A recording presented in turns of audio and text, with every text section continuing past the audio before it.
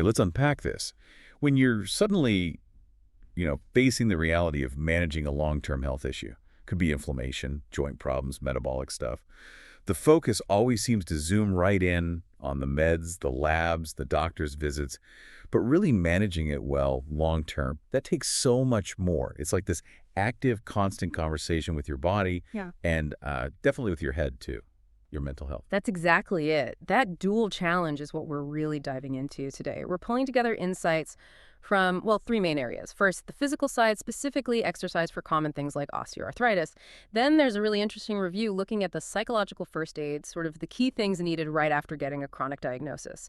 And finally, we'll look at how risks can pile up and make things worse, using chronic kidney disease and type 2 diabetes as a pretty stark example. Right. So our goal today is to give you, the listener, a kind of roadmap, something practical that connects the physical stuff with the mental and emotional demands. We're hunting for those specific active ingredients, the techniques, physical and mental, that actually lead to better health. Let's start right there on the ground level. The physical foundation movement for osteoarthritis, or OA. Yeah, OA is a huge deal. It affects something like 27 million Americans. It's basically this ongoing loss of cartilage, causes pain, makes it harder to move. We're usually talking about the big weight-bearing joints, knees, hips, sometimes hands. And the risk factors are pretty well known. Getting older affects about 80% over 65, being female. And obesity definitely plays a big role, adds load to the joints. And the really tough part about OA is how it just feeds itself, right? This Yeah. vicious cycle. Your joint hurts, so naturally you move less. Seems logical, Hmm? but then not moving makes the joint stiffer, and the muscles around them, the ones that are supposed to help out, they get weaker. Precisely. And weaker muscles, stiffer joints. That means even more pain when you do try to move, which leads to even less activity. And down you spiral. The way to break that cycle is consistent but appropriate movement. Exercise actually helps reduce swelling and pain. Plus, it helps manage weight, taking pressure off the joints, and strengthens those support muscles, improving overall function. Okay, so if avoiding movement is bad, what kind of movement are we talking about? Yeah. Especially if you've got chronic joint pain. Does it have to be intense? No, not at all. That's a common worry. The evidence points towards both aerobic and strength exercises, but always tailored to your symptoms. The general goal is, like, for healthy adults, aim for about 150 minutes a week of moderate intensity aerobic stuff, plus strengthening things twice a week. But the key is adaptation. Modify it based on how you feel. It's not about pushing through intense pain. I like that the sources gave some really practical tips for gauging intensity. Because moderate intensity can sound a bit vague if you're already worried about hurting yourself. They mentioned focusing on low impact or no impact things, walking, swimming, cycling. And that simple talk test. Oh, yeah, the talk test is great. Really straightforward. If you're exercising at a moderate level, you should be breathing a bit harder, heart rate's up, but you can still carry on a conversation. If you're gasping for air and can't string sentences together, you've pushed into vigorous, and you probably need to dial it back a bit for OA management. Okay, but let's talk about the pain realistically. If I start exercising with OA, it's probably going to be uncomfortable. How do I know if it's just, normal muscle soreness versus joint pain that means I'm doing damage? That's a really important question. The guidance is pretty clear. Expect some discomfort, maybe an ache during the activity, but not sharp or severe pain. The real check is the 2-hour rule. Look at how the joint feels 2 hours after you exercise compared to before you started. If it's significantly worse 2 hours later, that's your signal. You need to shorten the duration or lower the intensity next time. That makes sense. So practical rule of thumb, it lets you start small, right? Like maybe 3 10-minute walks instead of one 30-minute one. Yeah. And then build up gradually without feeling like you're risking a major setback. It encourages a slow, steady approach. Exactly. And that careful, deliberate approach is crucial for the body. But, a chronic diagnosis, whether it's OA or something systemic, it often triggers a similar kind of paralysis or rigidity in the mind. Absolutely. Yeah. It's like flipping a switch from a physical problem to a full-blown psychological crisis almost instantly. Getting a new diagnosis like rheumatoid arthritis, MS, HIV, diabetes. Right. The sources compare it to a crisis situation. A huge life event. It shakes up your view of the future and kicks off these really strong initial reactions: fear, anxiety, depression, even anger. Yeah, and what's interesting is even though the diseases themselves are very different, degenerative, inflammatory, viral, whatever the psychological journey, the adaptation process, it follows pretty similar paths. People genuinely grieve, not just the symptoms, but the loss of their healthy self, They have to completely rethink their future plans. And it's often not just an internal struggle. The sources talk a lot about the social and emotional weight. There can be stigma or just fear of being misunderstood, so people pull back from relationships. And this heavy guilt sometimes, feeling like a burden to family and friends.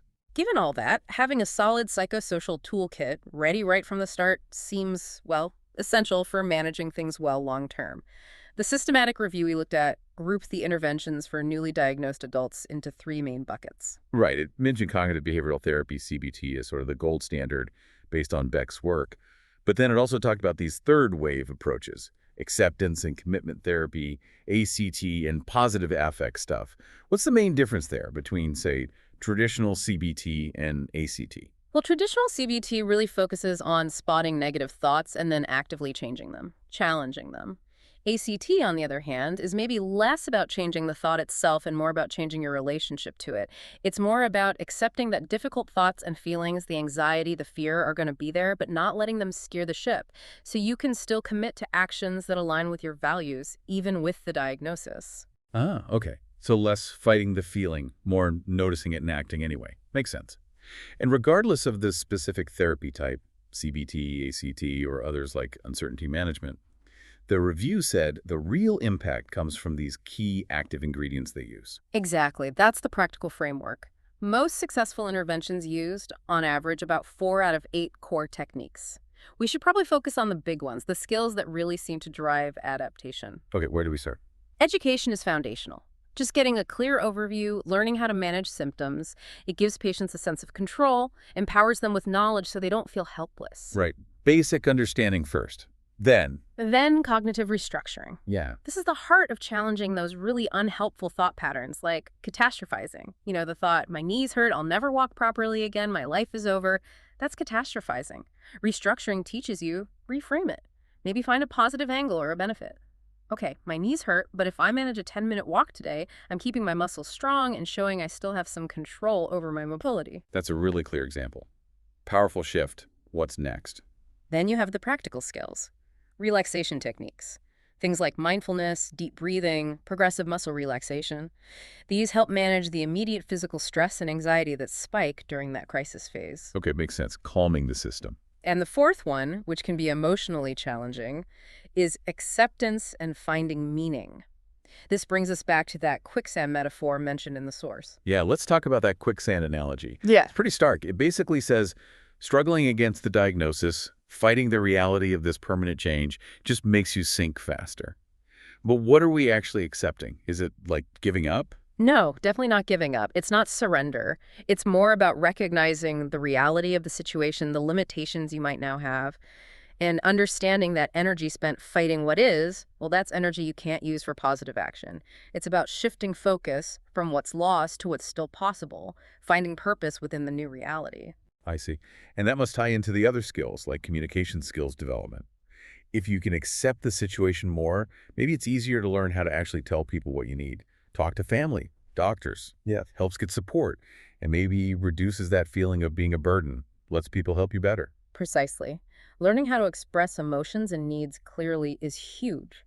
So these tools, restructuring thoughts, acceptance, communication, they work across different conditions. But if you ignore both the physical and these psychological tools, that's when you run into the danger of risks piling up, which we see really clearly when we look at long-term systemic diseases. Okay, let's use that example of chronic kidney disease, CKD, progressing in people with type 2 diabetes, T2D. It's a massive issue, right? About half of people with T2D end up with kidney problems. And doctors classify the risk low, moderate, high, very high, based on kidney function tests like eGFR and urine albumin. Right. And the study looking at what pushes people into those higher risk categories, the findings were quite striking. Sure, non-modifiable things matter, like how long you've had diabetes. Having it for 15 years or more meant about a 1.75 times higher odds of being in the high or very high CKD risk group. But the modifiable risks, the things you potentially can control, those numbers were really high. Unmanaged high blood pressure, hypertension. That showed over 4 times the odds of progressing to very high risk, 4.43 times specifically. And a high cholesterol, hypolipidemia, that tripled the odds, 3.22 times higher. The question then becomes why? Why is high blood pressure, for instance, so destructive to the kidneys? Well, it adds this crucial layer. High pressure physically hammers the tiny filtering units in the kidneys, the glomeruli. Over time, that relentless pressure causes actual scarring, permanent damage. It's direct physical harm at a micro level. Wow. So it's not just a number on a chart. It's active, ongoing physical stress damaging the organ. And the study's conclusion about the stacking effect, Yeah. that really drives the point home. Absolutely. They found that people with the most risk factors, 6 or more different issues like hypertension, high cholesterol, eye complications like diabetic retinopathy, they were overwhelmingly concentrated in that high and very high CKD risk category. It just shows that each unmanaged risk isn't isolated. It multiplies the overall threat. Poor blood pressure, high cholesterol, poor blood sugar control, they all stack up. And this idea of needing a total approach applies across the board, doesn't it? Hmm. Even looking back at something like rheumatoid arthritis, the sources mentioned untreated RA is progressive and linked to significantly higher mortality, maybe up to 3 times higher than average. Yeah. Managing that effectively needs the same combination. The right meds, yes, but also physical therapy, counseling, patient education. You can't really separate the physical care from the psychological support and the overall risk management. Exactly. That integration is the core message here for you, the listener. Managing chronic disease means you have to be actively involved consistently on 2 fronts. You need that physical foundation, regular low-impact movement, using tools like the talk test to keep it moderate and safe. And at the same time, you need that strong psychological toolkit. Actively using strategies like cognitive restructuring to fight off negative thought spirals.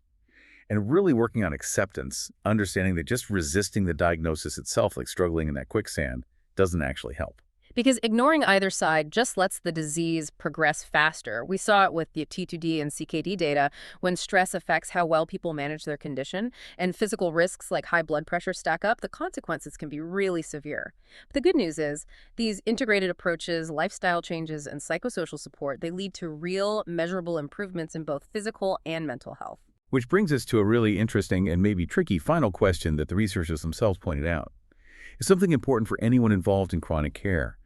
If some people right after diagnosis are just too distressed, too deep in that initial shock, maybe too overwhelmed to even engage with counseling or support groups effectively, what is the optimal time to start these crucial psychosocial interventions? When are people most receptive? That's a huge question and definitely an area needing more research.